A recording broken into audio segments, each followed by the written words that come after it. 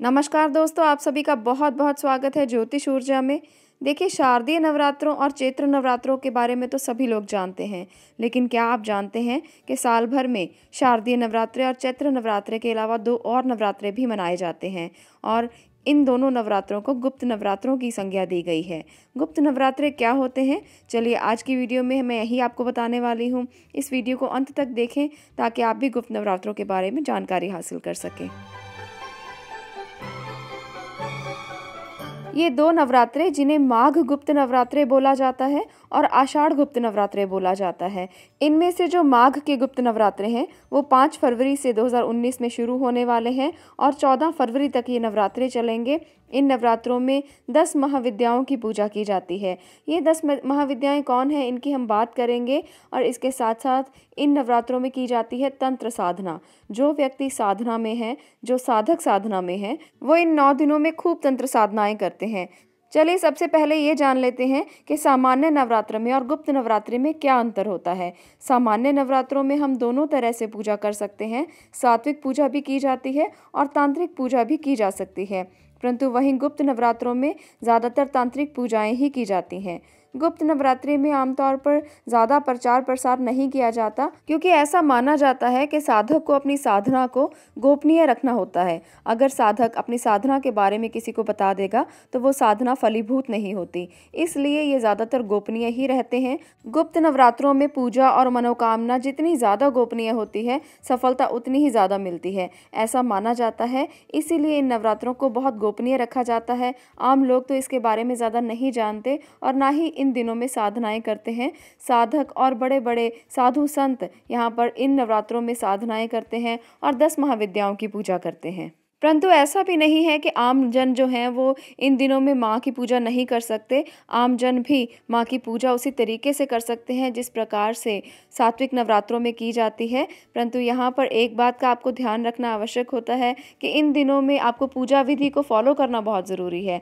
उन नवरात्रों में जिन्हें हम सात्विक नवरात्रे कहते हैं, जिनके बारे में हम सब लोग जानते हैं, उन दिनों में अगर आप सिर्फ व्रत भी करते हैं तब भी आपको फल की प्राप्ति होती है। परंतु अगर आप गुप्त नवरात्रों में पूजा करते हैं तो आपको पूरे विधि विधान के साथ, पूरे तरीके के साथ ही पूजा करनी पड़ती है और इसीलिए ही फल की प्राप्ति होती है। इसके बिना अगर आप पूजा करते हैं तो वो पूजा फलदायी नहीं कही जा सकती। तो इस बात का विशेष ध्यान रखना होता है, इसी वजह से इसे थोड़ा सा मुश्किल माना गया है। परंतु मुश्किल होने के साथ साथ ये साधनाएं फलदायी भी बहुत ज़्यादा होती हैं। ऐसा माना जाता है कि अगर आप इन दिनों में विशेष साधनाएं कर लेते हैं तो आपको बहुत अच्छे फल की प्राप्ति होती है। धन, नौकरी, स्वास्थ्य, संतान, विवाह, किसी भी मनोकामना के लिए आप इन दिनों में उपाय करते हैं तो वो उपाय बहुत फलदायी होते हैं, क्योंकि इन विशेष दिनों में माँ की जो ऊर्जा है वो धरती के आसपास रहती है और हमारी पूरी धरती माँ की ऊर्जा के साथ सराबोर होती है और इसलिए हमारी इच्छाएं जो हैं, हमारी जो भी मनोकामनाएं हैं वो विशेष रूप से पूर्ण होती हैं। तो इसलिए इन साधनाओं का बहुत ही विशेष महत्व है। शास्त्रों के अनुसार 10 महाविद्याओं को सिद्ध करने के लिए ऋषि विश्वामित्र और ऋषि वशिष्ठ ने बहुत सारे काम किए, बहुत सारे प्रयास किए, लेकिन उनके हाथ कोई भी सिद्धि नहीं आई। बृहद काल गणना और ध्यान की स्थिति में उन्हें यह मालूम हुआ कि केवल गुप्त नवरात्रों में शक्ति के इन स्वरूपों को सिद्ध किया जा सकता है। इसलिए गुप्त नवरात्रों में 10 महाविद्याओं की साधना कर ऋषि विश्वामित्र अद्भुत शक्तियों के स्वामी बन गए। उनकी सिद्धियों की प्रबलता का अनुमान इसी बात से लगाया जा सकता है कि उन्होंने एक नई सृष्टि का ही रचना कर डाली। इसी तरह से लंकापति रावण के पुत्र मेघनाद ने भी अतुल्य शक्तियां प्राप्त की। उन्होंने भी गुप्त नवरात्रों में साधना की। शुक्राचार्य ने मेघनाद को यह परामर्श दिया था कि गुप्त नवरात्रों में अपनी कुलदेवी निकुंभला की साधना करके वह अजय बनने वाली शक्तियों को प्राप्त कर सकते हैं। मेघनाद ने ऐसा ही किया और शक्तियां हासिल कर ली। ऐसा भी माना जाता है कि मेघनाद ने जब ये शक्तियां हासिल कर ली, उसके बाद राम और रावण युद्ध के समय केवल मेघनाद ने ही भगवान राम सहित लक्ष्मण जी को भी नागपाश में बांधकर मृत्यु के द्वार तक पहुंचा दिया था। इसीलिए ये मान्यता भी मानी जाती है कि कोई नास्तिक भी अगर इस समय में साधना करता है तो उसे उसकी साधना का पूर्ण फल मिलता है। गुप्त नवरात्रों में साधक जिन माँ की पूजा करते हैं उन 10 महाविद्याओं के नाम इस प्रकार हैं: माँ काली, तारा देवी, त्रिपुर सुंदरी, भुवनेश्वरी, माता छिन्नमस्ता, त्रिपुर भैरवी, माता धूमावती, माता बगलामुखी, मातंगी और कमला देवी, इन 10 महाविद्याओं की पूजा बड़े ही विधि विधान से की जाती है। ऐसा माना जाता है कि माघ नवरात्रे जो हैं वो उत्तरी भारत में बहुत अधिक प्रसिद्ध हैं और आषाढ़ नवरात्रे ज़्यादातर दक्षिण भारत में मनाए जाते हैं। देखिए, माना जाता है कि शक्ति भी 2 प्रकार की होती है, एक आंतरिक और दूसरी बाहरी। आंतरिक शक्ति का संबंध सीधे तौर पर व्यक्ति के चारित्रिक गुणों के साथ होता है। कहते हैं कि हम क्या हैं, यह हम ही जानते हैं। दूसरा रूप वो है जो सबके सामने है। हम जैसे दिखते हैं, जो करते हैं, जैसा सोचते हैं और जैसा हमारा व्यवहार होता है, यह सर्वविदित है और सर्वदृष्टिगत होता है।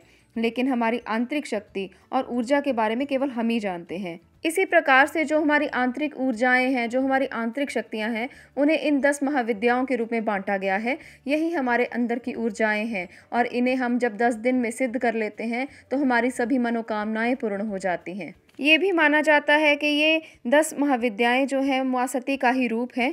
प्रसंग सती माता का भी आता है। भगवान शंकर की पत्नी सती ने जिद की कि वह अपने पिता दक्ष प्रजापति के यहाँ अवश्य जाएंगी। प्रजापति ने यज्ञ में ना सती को बुलाया, ना ही अपने दामाद भगवान शंकर को बुलाया, परंतु जिद के कारण उन्हें जाना पड़ा। शंकर जी ने कहा कि बिना बुलाए कहीं नहीं जाते, परंतु सती माता जिद पर अड़ी रही। सती ने उस समय अपनी 10 महाविद्याओं का प्रदर्शन किया। उन्होंने सती से पूछा, कौन है ये? सती ने बताया, ये मेरे 10 रूप हैं। सामने काली है, नीले रंग की तारा है, पश्चिम में छिन्नमस्ता है, बाएं भुवनेश्वरी हैं, पीठ के पीछे बगलामुखी हैं, पूर्व दक्षिण में धूमावती हैं, दक्षिण पश्चिम में त्रिपुर सुंदरी हैं, पश्चिम उत्तर में मातंगी और उत्तर पूर्व में षोडशी हैं। और माँ ने खुद को भैरवी रूप दिया।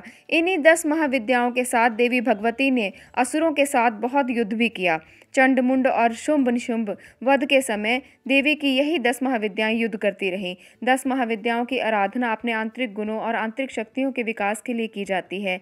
यही कारण है कि अगर भय सताता हो, शत्रु परेशान करते हो, दुश्मनों का भय हो, धर्म और अध्यात्म में मार्ग प्रशस्त करना हो, विद्या चाहिए, स्वास्थ्य चाहिए, किसी भी मार्ग में आपको कहीं भी निपुणता चाहिए, तो इन 10 महाविद्याओं की पूजा सर्वश्रेष्ठ है।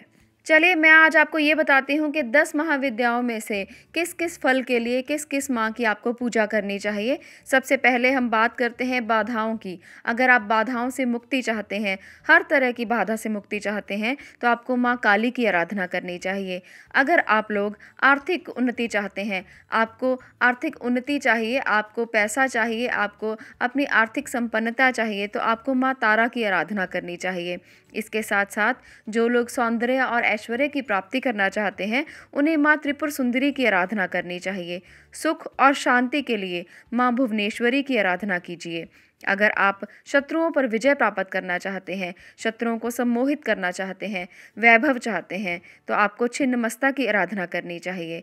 अगर आप लोग सुख वैभव चाहते हैं, विपत्तियों को हराना चाहते हैं, हर चीज़ पर विजय पाना चाहते हैं, तो त्रिपुर भैरवी की आराधना कीजिए। इसके साथ साथ अगर गरीबी से पीछा छुड़ाना चाहते हैं, दरिद्रता आपके आसपास बहुत ज़्यादा है, अगर आप उसका विनाश करना चाहते हैं, तो धूमावती की आराधना कीजिए। वाद विवाद में पड़े हुए हैं, विजय चाहते हैं, शत्रुओं पर विजय चाहते हैं, बगलामुखी की आराधना कीजिए।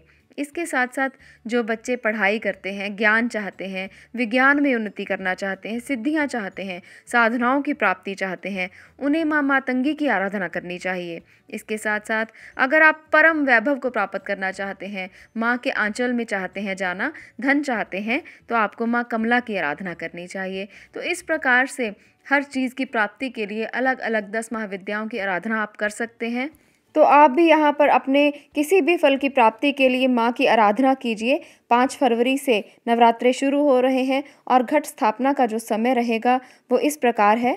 घट स्थापना 9:08 से लेकर 10:39 तक रहेगी। ये अवधि 1 घंटा 30 मिनट की होगी। इस समय में अगर आप घट स्थापना करते हैं तो आपको बहुत अच्छे फल प्रदान होंगे। इसके बाद आप विधि विधान से माँ की आराधना करें और जिस मनोकामना से आपने ये आराधना शुरू की है उसे विधि विधान से संपूर्ण करें, तभी आपको फल की प्राप्ति होगी। इस समय में आप एक विशेष बात का ज़रूर ध्यान रखें।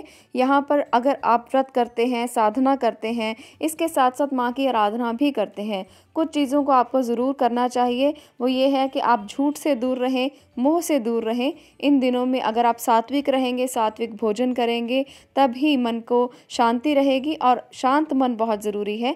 जब भी आप व्रत की विधियों को अपनाते हैं तो उस समय में आपका मन शांत होना बहुत ज़रूरी है। व्यर्थ के विचारों को ना आने दें, किसी की निंदा चुगली बिल्कुल भी ना करें। इस समय में अगर आप इन सभी बातों से दूर रहेंगे तो आपको विशेष फलों की प्राप्ति होगी, क्योंकि 9 दिनों तक जब आप इन सब बातों से, जब आप व्यर्थ की बातों से दूर रहेंगे, आपका मन साफ होगा और माँ की ऊर्जाओं को आप अच्छे तरीके से ग्रहण कर पाएंगे। उनकी जो ऊर्जाएं हैं, जो शक्तियां हैं, जब आप उन्हें ग्रहण करेंगे तो आपके सारे चक्र विकसित हो जाएंगे। जब आपके सारे चक्र विकसित हो जाते हैं तो आप खुद में ही एक शक्ति हो जाते हैं।